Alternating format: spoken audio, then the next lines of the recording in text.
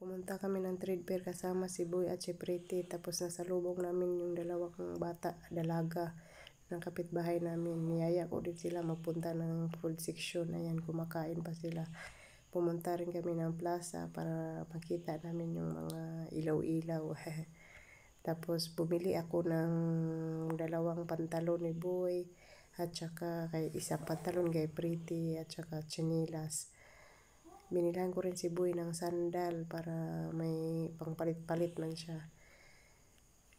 Nilibang ko muna yung mga anak ko dito sa plaza para makita rin nila ang ganda ng plaza namin dito sa bayan ng Upi. Malapit lang po ito sa amin, 10 pesos lang po ang pamasahe papunta dito.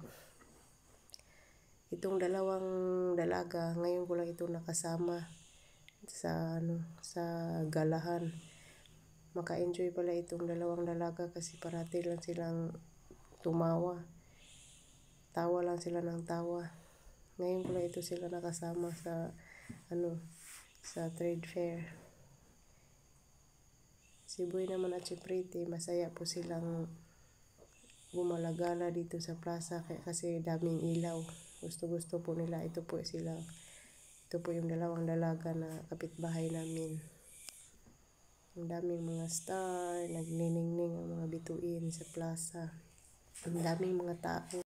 Ang dami pong tao sa plaza. Hanggang plaza pala, kumakain pa si Pretty, hindi pa naubos.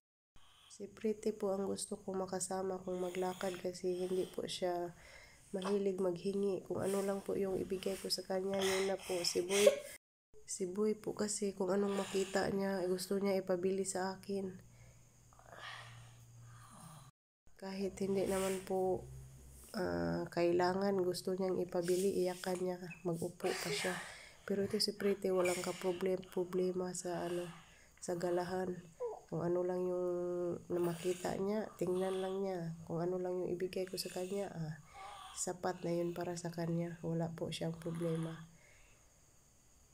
Ang daming mga bata doon sa plaza. Tapos doon naman sa trade fair, ang daming tao.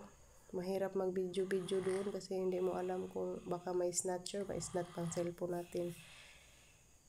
Ito po ang kinagigiliwan ni Boy, itong Christmas candle.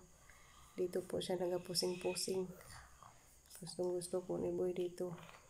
Yan na siya, sabi niya sa akin, mag-ikot daw siya doon sa kabila kasi gusto niya doon mahawakan daw ang candle. O, tingnan mo, mag-ikot yan siya doon sa kabila.